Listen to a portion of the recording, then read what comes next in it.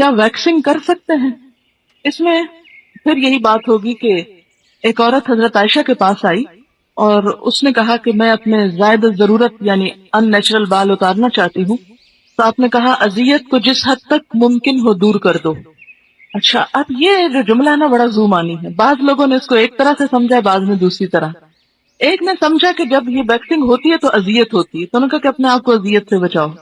دوسروں نے اس کا معنی یہ لیا کہ جب بال ہوتے ہیں تو وہ بہت اذیت والی چیز لگتی ہے کہ عورت مرد لگ رہی ہے تو اس کو اتار لو. اسی سے اختلاف ہوتا ہے احکام میں.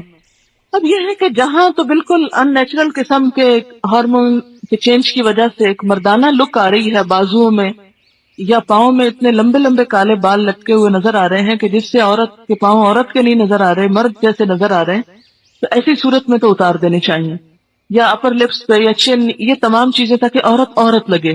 لیکن پنڈلیوں پہ بھی آپ کراتے ہیں تو گھٹنے مت دکھائیں. گھٹنا عورت کا بھی عورت کے سامنے نہیں کھلنا چاہیے، اور باقی حصے بھی جو سطر میں آتے ہیں وہ آپ نہیں دکھا سکتے. عورت کی چن پہ یا اپر لپس پہ بالوں کا ہونا یہ مردانہ پن کی علامت ہے اور ایک بیماری ہے. اگر کوئی اس بیماری کو دور کرواتا ہے، مثلا وہ ایک پرماننٹلی بال ختم کرواتے ہیں، میں نے کسی کو کرتے ہوئے بھی دیکھا ہے جس میں بالوں کی جڑیں جلا دی جاتی، کوئی حرج نہیں، کیونکہ یہ مردانہ پن ہے. ایک عورت نہیں لگ رہی، مرد لگ رہا ہے، تو مردوں کی مشابہت سے ویسے بھی منع کیا گیا. عورت کو عورت لگنا چاہیے. یا بال ہیں اور عورت اس میں تکلیف محسوس کرتی ہے کہ ان بالوں کو اتارے، تو اگر وہ بلیچ کر لیتی ہے کہ وہ چہرے کے رنگ کے ساتھ ہو جائیں تو وہ یعنی عورت کو عورت لگنے میں مدد دے رہے ہیں. اچھا، اسی طرح اگر بازوؤں پہ ہاتھوں پہ ایسے بال ہیں کہ جو عورت کی لک کو مردانہ بنا رہے ہیں، جیسے آپ صلی اللہ علیہ وسلم نے اس عورت کا ہاتھ دیکھ کے کہا تھا کہ پتہ نہیں یہ عورت کا ہاتھ ہے یہ مرد کا ہاتھ ہے، مہندی نہیں تھی تو، ہے نا. اسی طرح اگر بازو پہ اتنے بال ہیں کہ جو وہ عورت نہیں لگ رہی، الٹا مرد لگ رہے، تو مردوں کے عموماً گھنے بال ہوتے ہیں. تو ایسی صورت میں ان بالوں کو ریموو کرنا جو ہے کہ جس میں عورت نظر آئے، اس میں حرج نہیں.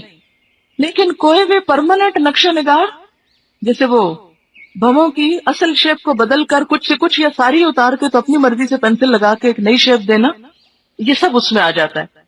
ہاں، بھویں مثلاً یہاں سے دو جڑی ہوئی ہیں، اب یہ کیا ہے کہ یہ ایک اوریجنل عورت کی شکل نہیں ہوتی، ایک بیماری آپ کہہ سکتے ہیں. اس میں اگر ان کو الگ کر لیا جائے تو وہ فطرت پر لانا ہے، فطرت میں تبدیلی نہیں ہے. فطرت میں تبدیلی کیا ہے کہ اصل سارا کچھ اتار دیا آپ نے اور اپنی مرضی سے لگایا. اور یہ جو دو جڑے ہوئے ہیں ان کو الگ کرنا فطرت میں تبدیلی نہیں، فطرت پر لانا ہے. تو یہ ایک اصول کے طور پر سمجھ لیں کہ کوئی بھی ایسی چیز جو فطرت پر لانے میں مدد دے رہی ہے، اگرچہ وہ کچھ چینج کا تقاضا کر رہی ہے تو کوئی حرج نہیں. لیکن اگر وہ اللہ کی ساخت، جیسے فلا یغیرن خلق اللہ میں پیچھے آپ پڑ چکے ہیں، اللہ کی ساخت تو بدل رہی ہے تو وہ درست نہیں. آنکھوں کے درمیان سے بال کیا مرد بھی نکال سکتے ہیں؟ ان کو مرد ہی رہنے دیں. کچھ لوگ کہتے ہیں کہ پیریڈ کے دوران تھریڈنگ ویکسنگ نہیں کرا سکتے، اس کی بھی کوئی دلیل لائیں. ہر وہ چیز جس پہ آپ نہیں کا فتویٰ دے رہے ہیں، پہلے بھی میں نے آپ کو بتایا تھا کہ الاصل فی الامور الاباحہ، ہر کام کی اصل کیا ہے کہ یہ جائز ہے. جب آپ نہ کر رہے ہیں اس کے کہ جائز نہیں، تو پھر آپ کو دلیل دینی پڑے گی، اور اگر دلیل نہیں تو اس کو جائز ہی رہنے دیں.